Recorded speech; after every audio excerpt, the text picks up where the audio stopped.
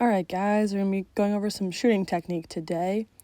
So, it was pretty windy out, so now I'm voicing over. So we're going to remember to put our top hand in the middle of the shaft, like so.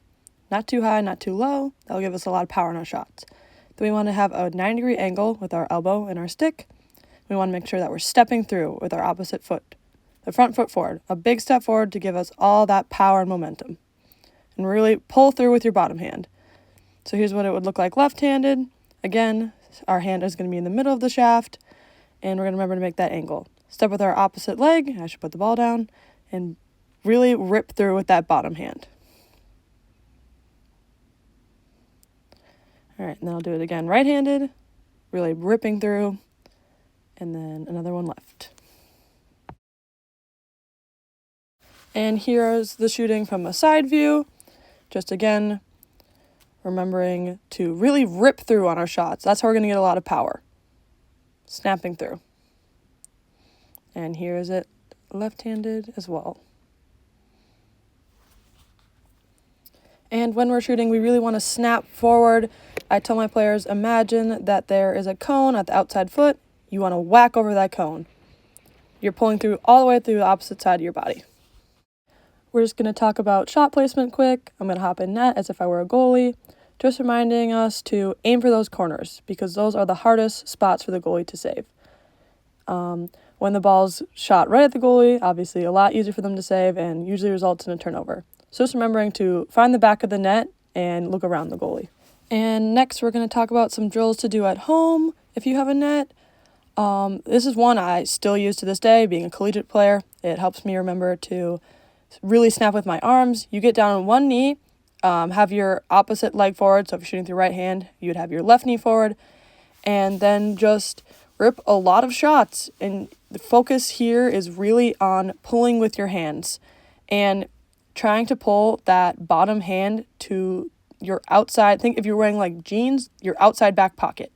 So you're ripping all the way across your body.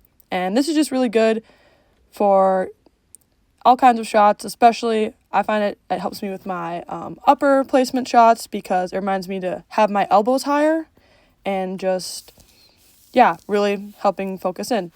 And it's easier to break things down sometimes because running in can, just complicate things. So just reminding us to break down little things at a time. And again, here's just a side angle.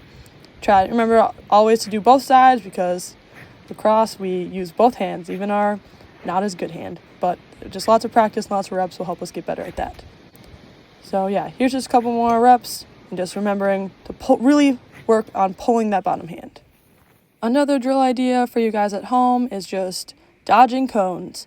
We can get a lot better at this just with repetition, but always try to mix things up. One of my college coaches says try to get repetition without repetition, just meaning that we can do things in similar fashion, but we shouldn't be repping out the exact same thing 100 times because that's not going to help you in the game of lacrosse. Lacrosse is creative, it's fluid, so just really trying different things.